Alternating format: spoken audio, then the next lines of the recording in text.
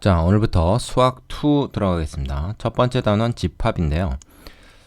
집합의 뜻과 표현, 여기서는 집합이란 무엇인가, 그리고 원소란 무엇인가 하는 기본적인 용어의 정의에 대해서 한번 공부를 해보겠습니다. 우선 집합이라고 하는 건요, 어떤 특정한 기준이 있어야 됩니다. 특정한 기준.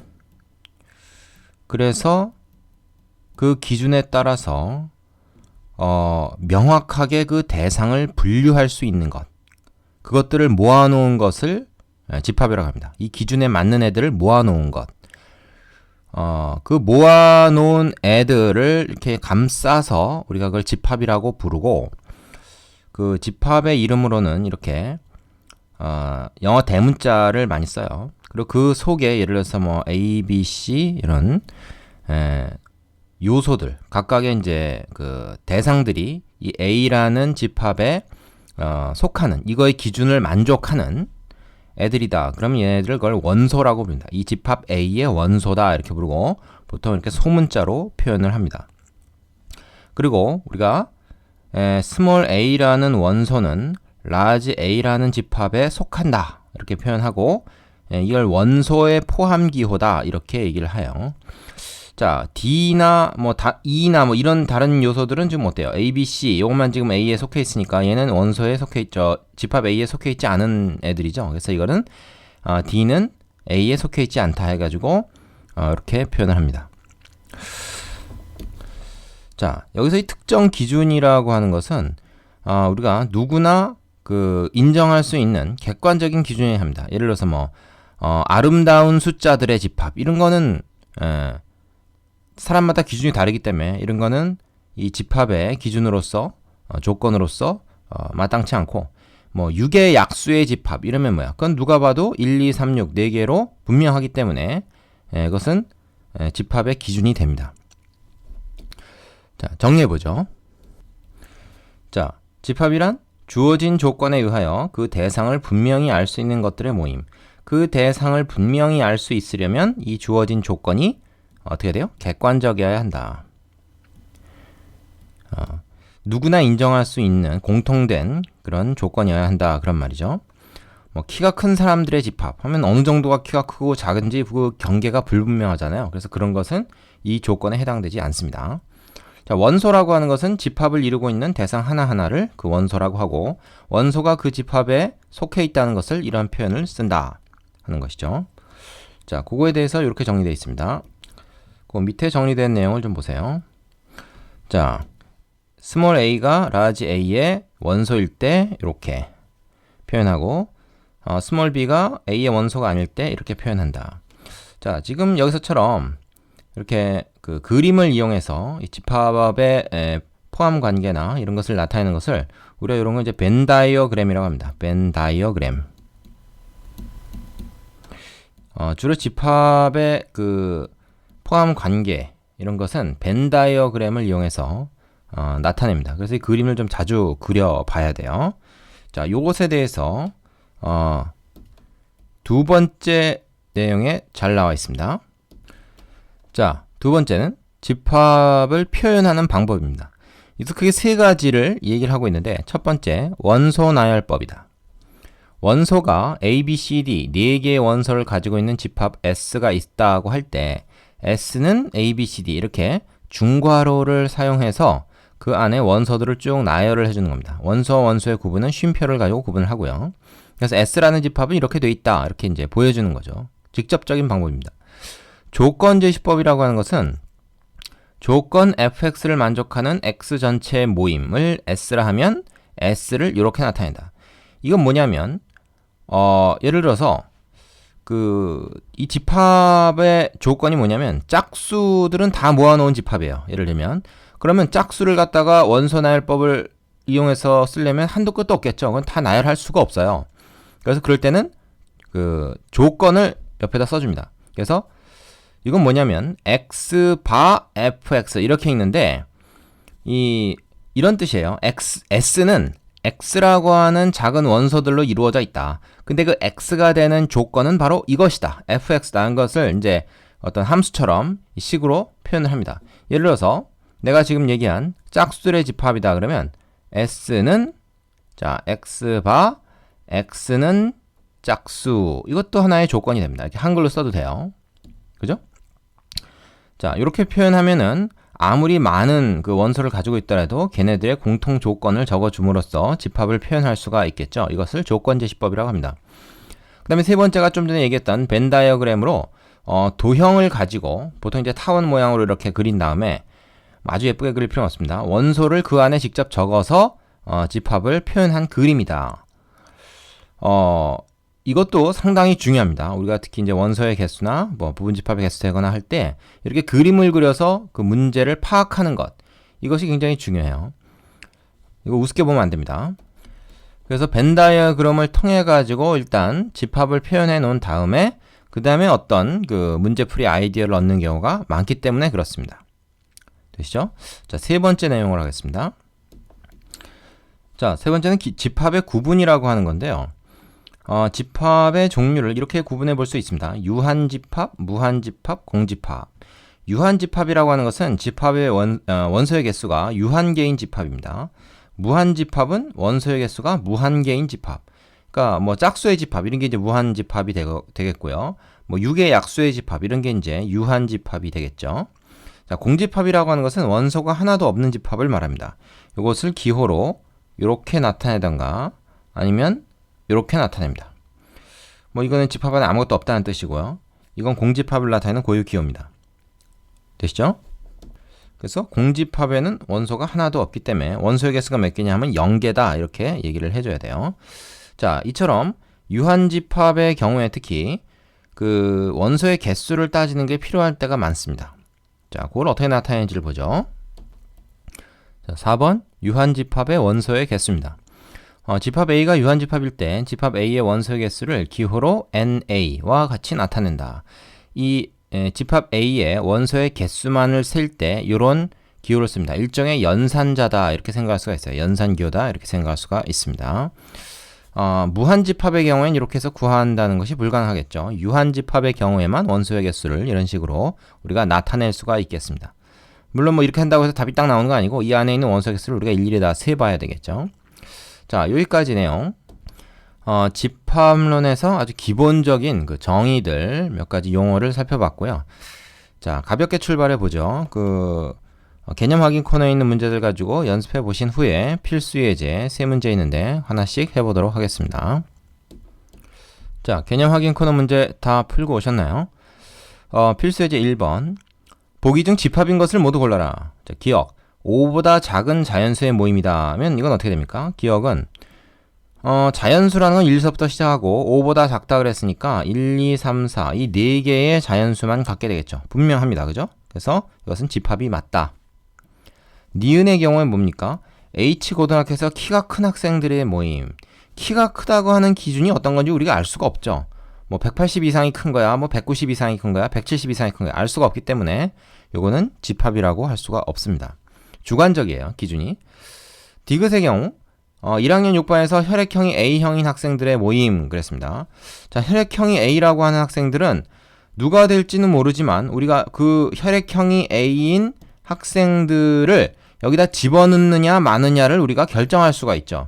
기준이 분명하다는 겁니다. 몇 명일지도 우리가 알 수가 없고 누가 될지도 일단은 뭐 1학년 6반 학생들을 다 봐야 알겠지만 어쨌든 이건 기준이 분명한 거예요. 누가 들어가냐 마냐. 어떤 한 학생이 있을 때 이 집합에 속하나 아니냐를 분명히 구분할 수 있으면 얘는 집합의 조건이 됩니다. 그래서 이것도 역시 집합이 된다 이렇게 얘기할 수 있고요. 리을의 경우 100에 가까운 수의 모임이라고 했는데 가까운 것이 얼만큼 가까워야 되는 거야?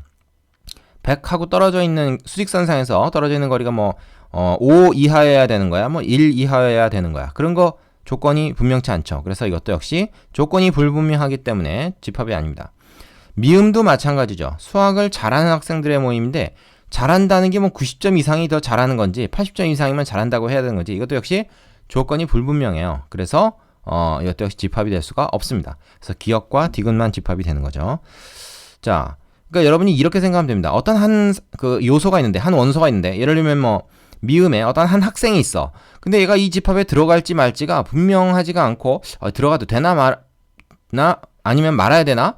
예, 이게 이제 헷갈리면은 그건 집합의 조건으로서 적당하지 않은 거죠. 누가 봐도 이거는 된다, 안 된다가 분명해야 되는 것입니다. 되시죠? 밑에 유제 해보시고 예제 2번으로 가겠습니다. 자, 예제 2번이요. 다음 집합을 대괄호 안의 방법으로 나타내라. 자, 1번 원소나열법으로 나타내라 그랬습니다. A 집합은 자 x들의 모임인데 어떤 조건 만족합니까? x는 7보다 작은 자연수들을 다 모아놔야 돼요. 따라서 우리는 어떻게 나타낼 수 있습니까? A를 원소나열법으로 나타낸다 그러면 1, 2, 3, 4, 5, 6까지만 써야 되겠죠? 7 자체는 포함이 안 될 겁니다. 이렇게 하면 이제 원소나열법으로 나타내게 되고요. 두 번째, B라는 집합은 조건제시법으로 지금 되어 있죠? 5의 배수들의 모임이다. 역시 원소나열법으로 한번 나타내보자. 그럼 5의 배수는 뭐야? 5일은 5, 5, 20, 5, 3, 15. 그런데 이거는 한도 끝도 없이 계속 가잖아요. 무한집합인데. 자, 무한집합은 기본적으로 원소나열법으로 표기하기 곤란하다 그랬지만 굳이 표현한다면 그냥 몇 개 앞에 써주고 점점점 이렇게 써주면 됩니다. 그럼 이게 누가 봐도 이거 5의 배수구나 하고 알아낼 수 있을 정도면 돼요. 그러나 이제 조건제시법으로 쓰는 것보다는 좀 불분명하겠죠. 자, 3번 1, 3, 5, 7, 9 이렇게 가는데 요거는 이제 조건제시법으로 써라 그랬습니다. 자, 이거 어떤 조건일까요? 좀 보니까 딱 보니까 뭐예요? 홀수죠, 홀수. 근데 홀수라고 다 되는 게 아니고 한 자리 홀수입니다. 그죠? 10보다 작은. 그래서 이거를 뭐 한 자리 홀수라고 해도 되고 10보다 작은 홀수라고 해도 되는데 x바. 자, x들의 모임이다. 근데 x의 조건을 여기다 써주면 돼요. x는 뭐 10 이하의 홀수. 뭐 미만이라고 해도 상관없겠네요.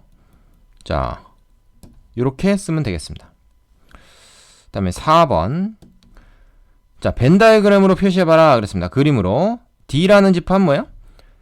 조건제시법으로 써있는데 x가 1과 10 사이에 있는 짝수다 그랬어요. 그러면 1과 10 사이에 있는 짝수 뭐 있습니까? 2, 4, 6, 8. 정작 10은 포함됩니까? 등호가 없으니까 10은 포함하면 안 되죠. 그래서 이 4개의 원소로만 구성이 됩니다. 그래서 원소나열법으로 쓰면 이제 이렇게 되는데 이걸 벤 다이어그램으로 표시하라 그랬으니까 집합 이름 쓰고요. 주머니 하나 만들어 놓고 여기에 2, 4, 6, 8 이런 것들을 넣어 놓으면 됩니다. 간단하죠? 쉽습니다. 자, 밑에 유제해 보시고 3번으로 가보죠. 자, 예제 3번. 두 집합 A와 B가 있습니다. A는 조건제시법으로 나타내져 있고 B는 원소나열법으로 되어 있네요. 자, 이것에 대해서 다음 집합 C와 D를 원소나열법으로 나타내라 그랬습니다. 자, 이 조건제시법으로 되어 있는 거는 가능한 원소나열법으로 표현할 수 있으면 표현을 해보는 게 좀 도움이 됩니다. 2의 배수니까 0과 7 사이는 2의 배수니까 2부터 시작해서 2, 4, 6 요 3개밖에 안 되죠? 3개.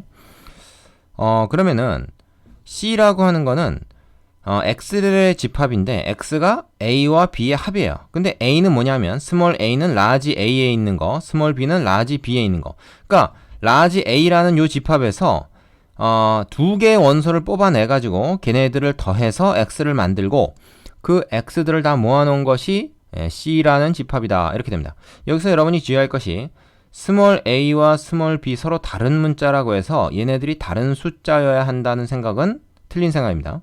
A와 B가 같은 것일 수도 있어요. 그러니까 A도 2고 B도 2일 수도 있는 것입니다. 그래서 이거를 좀 체계적으로 우리가 찾아보려면 가로축에 2, 4, 6 이렇게 쓰고 세로축에 2, 4, 6 이렇게 쓴 다음에 이건 이제 표로 구성을 하는 거죠. 표로 구성을 해가지고 얘네들끼리 이제 만나게 되는 그 칸에다가 이 합을 다 적어 놓으면 빠짐없이 그리고 중복되지 않게 우리가 이 경우들을 모두 셀 수가 있겠죠. 자, 이걸 이제 덧셈을 합니다. 덧셈을. 그럼 여기 어떻게 돼요? 어떤 숫자 들어갑니까? 4. 얘는 뭐 2씩 이제 이걸 더하면 되는 거죠. 위에 있는 것을 6, 8 이렇게 되고 얘도 역시 6, 8 이렇게 되고 이건 8 되고 요거는 10 되고 여기 10 되고 여기 12 됩니다. 그러면 얘네들은 어떻게 씁니까? 이 9개 숫자를 다 쓸 필요가 없는 것이 집합이라고 하는 것은 중복된 거는 한 번만 써줘도 상관없어요. 그리고 원소들끼리 어떻게 배치가 돼도 상관이 없습니다. 위치에는 관계없어요. 누가 먼저 쓰나 나중에 쓰나 그거는 달라요. 이걸 이제 우리가 뭐랑 구분하냐면 앞에서 나왔던 그 수학 1에서 나왔던 좌표하고 한번 다르게 생각을 해야 됩니다. 좌표 같은 경우는 예를 들어서 3,5다. 예? 이러면 x좌표, y좌표이기 때문에 얘는 뭐야? 5,3하고는 다르죠. 이렇게. 하지만 집합에서는 3과 5를 단순히 모아놓은 거에 불과하기 때문에 이거는 뭐 이렇게 쓰나 저렇게 쓰나 똑같습니다. 그리고 똑같은 건 한 번만 써주면 돼요. 그러니까 종류만 중요한 거죠. 그래서 얘 같은 경우에도 4, 6, 8, 10, 12 이렇게 5종류의 숫자만 있습니다. 뭐 순서를 어떻게 쓰는지 관계없는데 작은 숫자부터 이렇게 쭉 썼어요. 되시죠? 이것이 집합 C다. 이렇게 얘기해주면 될 겁니다. 자, 별로 어렵지 않죠? 1번이었습니다. 자, 2번은 어떻게 하냐? 2번은 마찬가지입니다. 그런데 여기서는 스몰 a는 라지 A 집합에서 가져왔고 스몰 b는 이 B 집합에서 가져왔어요. 그러니까 여기서처럼 2, 4, 6, 2, 4, 6 똑같은 게 아니라 이제 다른 거죠. 근데 곱셈이기 때문에 뭐 바꿔서 곱해도 상관없다. 그러면 이제 뭐 가로에다가 뭐 스몰 a를 쓰던가 세로에다가 스몰 a를 쓰던가 관계가 없겠죠. 스몰 a가 될 수 있는 숫자들 써보겠습니다. 가로에다가 2, 4, 6이 있죠. 똑같이. 자, 스몰 b는 마이너스 1, 0, 1 이런 숫자들이 될 수 있습니다. 얘네들을 이제 조합해서 우리가 어떻게 곱하는 거죠. 그러면 어떤 숫자들이 나올 수 있는가 하는 것을 하나씩 구해봅니다. 자, 이번에 이제 뭐예요? 이번엔 덧셈이 아니고 이제 곱셈입니다. 그죠? 자, 그렇게 되면 얘는 뭐야? 0하고 곱해진 애들 일단 다 0이겠다. 그죠? 요거는 쉽게 찾을 수 있고요. 1하고 곱해진 애는 그대로 오죠. 마이너스라고 곱해진 애들은 마이너스 붙여서 그대로 오면 됩니다.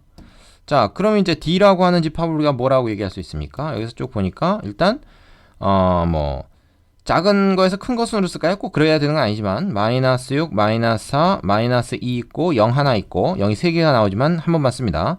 그 다음에 2, 4, 6 이렇게 적어주면 총 7개의 원소를 갖는 집합이 되는 거죠. 되겠습니까? 자, 2번의 표현도 일종의 조건 제시법입니다. 얘 같은 경우를 C처럼 표현할 수도 있어요. D라고 하는 집합은 뭐야? A 곱하기 B의 원소들. A 곱하기 B라는 원소들을 다 모아놓은 건데 A하고 B가 뭐냐면 이런 것이다 라고 했잖아. 이거를 C의 방식으로 만약에 적어준다 그러면 이렇게 적으면 되겠죠. 자, D는 X라는 원소들의 모임이야. 근데 X는 말이야 A 곱하기 B와 같아. 그런데 A는 라지 A의 원소이고 B는 라지 B의 원소야. 여기서 하나 따오고 여기서 하나 따다가 두 개 곱한 X를 모아놓은 그런 집합이 D야. 이렇게 표현해 줄 수도 있습니다. 이건 뭐 표현하기 나름이에요. 자, 여기까지 되시죠? 그 밑에 유제 하나 있는 거 풀어보시고 다음 단. 자, 필수 예제 4번. 옳은 것만을 보기에서 있는 대로 고르시오. 단 nx는 집합 x의 원소의 개수이다. 뭐 일종의 연산기호라고 볼 수도 있습니다. 이 집합의 원소의 개수를 구하는 연산이다. 이렇게 볼 수 있죠. 자, A라는 집합이 있다. 이 공집합 기호 그리고 1, 2, 3이란 3개의 자연수 이 4개를 원소로 갖는 집합이다. 그 집합의 원소의 개수는 그래서 4개다. 잘못된 거 없죠? 맞습니다. 자, 이걸 착각하는 학생들은 이거는 공집합은 없는 거 아닌가? 그러니까 3개뿐 아닌가 하는데 이건 공집합의 의미가 아니라 그냥 공집합을 나타내는 어떤 기호 자체가 여기 좀 원소로 들어가 있는 거예요. 그러니까 이건 하나의 기호일 뿐입니다. 이건 숫자일 뿐이고 이 기호에 자꾸 의미를 부여할 필요가 없어요. 어쨌든 원소의 개수는 4개다. 자, 그 다음에 NANB와 같으면 A의 원소의 개수와 B의 원소의 개수가 같으면 A와 B는 같은 집합이다. 말도 안 되죠? 원소의 개수가 같다고 해서 그 안에 들어있는 원소들이 다 똑같을 필요가 있습니까? 그럴 리가 없죠. 자, 물론 역은 성립합니다. 그러니까 두 집합이 같으면 당연히 원소의 개수도 같겠죠. 얘이면 얘이다는 성립하겠지만 이쪽 방향으로는 틀린 거죠. NA가 0이면 즉 A의 원소의 개수가 하나도 없으면 A는 공집합이다. 원소의 개수가 하나도 없으면 집합 안에 아무것도 안 들어있다는 얘기니까 공집합 맞죠? 그 다음에 자, 어떤 집합입니까? 지금 3이라는 원소 하나만 갖는 집합 그거의 원소의 개수 이건 1이지. 이것도 얼마입니까? 이것도 1이에요. 그래서 1에서 1 빼니까 답은 0이 됩니다. 1이 아니고. 자, 이걸 착각해서 3에서 2를 빼는 걸로 생각하면 안 되는 거죠. 그죠? 그래서 옳은 것은 기억과 디귿이다. 자, 이렇게 이제 진위 판정하는 문제는 하나하나를 읽고 진실에 부합이 되는지를 우리가 금방 찾아낼 수 있어야 됩니다. 자, 밑에 유지해 보시고 이제 5번으로 가겠습니다. 자, 발전 예제 5번.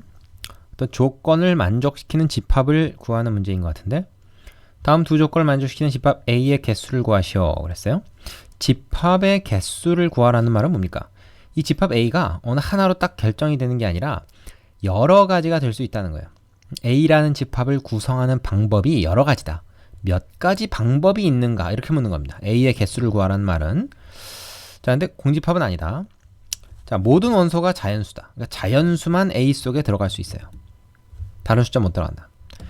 자, 나번 조건이 중요한데 이게 무슨 말입니까?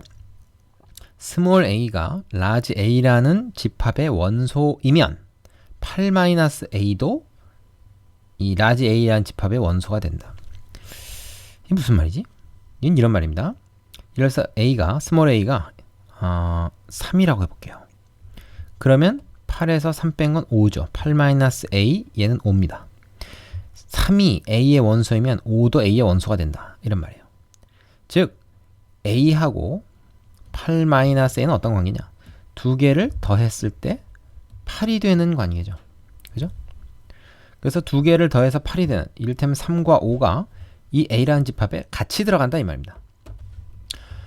같이 들어간다는 말은 3 혼자 a에 들어가거나 5가 혼자 a의 원소일 수가 없다는 거예요. 얘가 원소로 들어가려면 5랑 손 붙잡고 같이 들어가야 된다. 그런 말입니다.